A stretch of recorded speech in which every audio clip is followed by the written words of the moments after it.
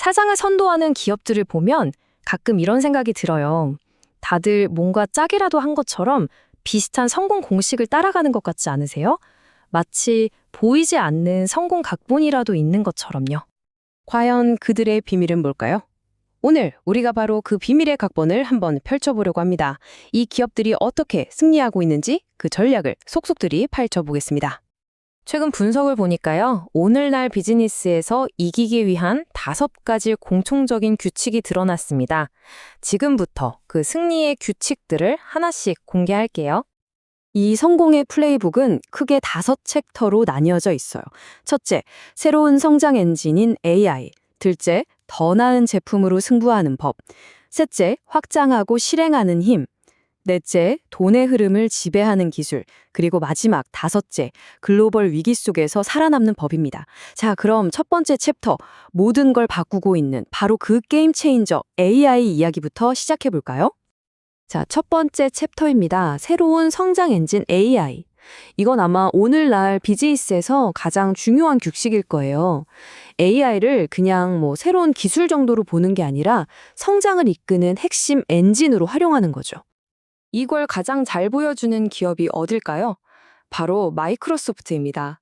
이 사람들은 아예 클라우드 사업 전체의 방향을 AI에 딱 맞췄어요. 그리고 그 결과는요? 정말 어마어마했습니다. 보세요. 22%. 마이크로소프트 클라우드 부문의 매출 성장률입니다. AI에 집중한 결과가 이렇게 막대한 수익으로 바로 이어진다는 걸 숫자로 그냥 딱 보여준 거죠. 여기서 에이전트 중심 생태계라는 말이 나오는데요. 이게 뭐냐면 쉽게 말해서 AI가 똑똑한 대리인이나 비서 역할을 해주는 거예요. 기업이 더 빠르고 효율적으로 결정을 내릴 수 있도록 도와주는 거죠. 세일즈포스의 사례를 보면 이게 얼마나 강력한지 바로 알 수 있습니다. 에이전트포스라는 AI 제품을 내놨는데 이게 회사 역사상 가장 빠른 속도로 평균 주문 금액 1억 달러를 넘어섰어요. AI가 그냥 멋진 기술이 아니라 진짜 돈이 되는 비즈니스라는 걸 제대로 증명한 셈이죠. 자, 두 번째 챕터로 넘어가 볼까요?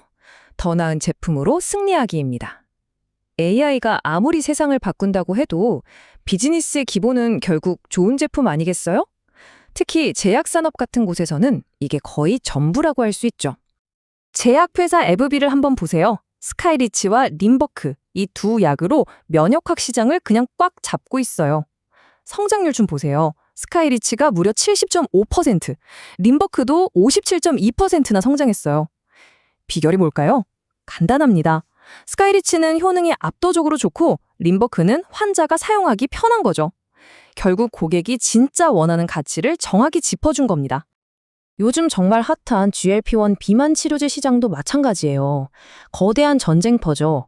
일라일릴리는 주사제만큼 효과가 좋은데 대량 생산이 가능한 먹는 약에 집중하고 있고요.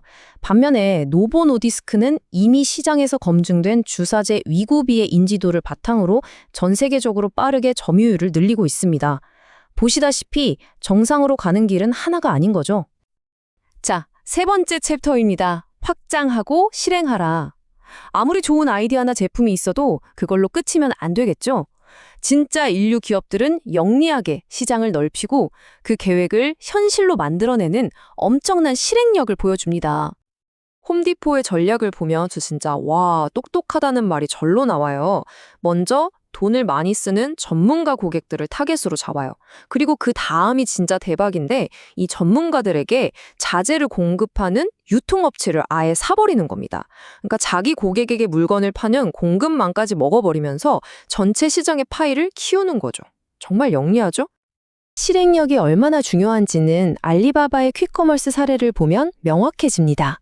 여기 그래프 좀 보세요. 불과 몇 달 사이에 활성 이용자 수가 1억 명에서 3억 명으로 늘었어요. 무려 3배나 폭발적으로 성장한 겁니다. 새로운 시장에 뛰어들자마자 순식간에 장악해버린 거죠. 이게 바로 실행력의 힘입니다. 애플은 확장 전략의 교과서 같아요. 마치 두 개의 엔진을 동시에 돌리는 것과 같죠? 한쪽에서는 서비스라는 새로운 사업 영역을 계속 키우고 다른 한쪽에서는 중화권 같은 핵심 해외 시장에서의 영향력을 확대합니다. 그리고 더 대단한 건 이 양쪽 모두에서 사상 최고 매출을 경신하고 있다는 점이에요. 자, 이제 네 번째 규칙입니다. 바로 돈의 흐름을 지배하는 기술이죠. 사실 앞에서 말한 AI, 좋은 제품, 확장 전략, 이 모든 건 결국 튼튼한 재무 구조와 현명한 자본 운용이 받쳐줘야만 가능한 이야기입니다. JP모건 체이스의 전략을 보면 정말 감탄하게 돼요. 보통 사람들은 시장의 변동성을 두려워하잖아요. 그런데 이들은 그걸 오히려 수익 창출의 기회로 바꿔버립니다. 완전히 역발상인 거죠. 그 결과가 어땠을까요? 놀랍게도 시장 부문 매출이 전년 대비 15%나 증가했습니다. 남들은 다 위기라고 하는 그 불확실성 속에서 오히려 더 큰 돈을 번 거예요. 위기를 기회로 만든다는 게 바로 이런 거겠죠. 뱅크 오브 아메리카는 이렇게 벌어들인 돈을 주주들을 위해 어떻게 쓰는지 잘 보여줍니다. 쓰는 돈보다 버는 돈이 더 빨리 늘어나니까 단 한 분기 만에 45억 달러, 우리 돈으로 거의 6조 원에 달하는 자사 주식을 다시 사들였어요. 주주 가치를 직접적으로 끌어올리는 거죠.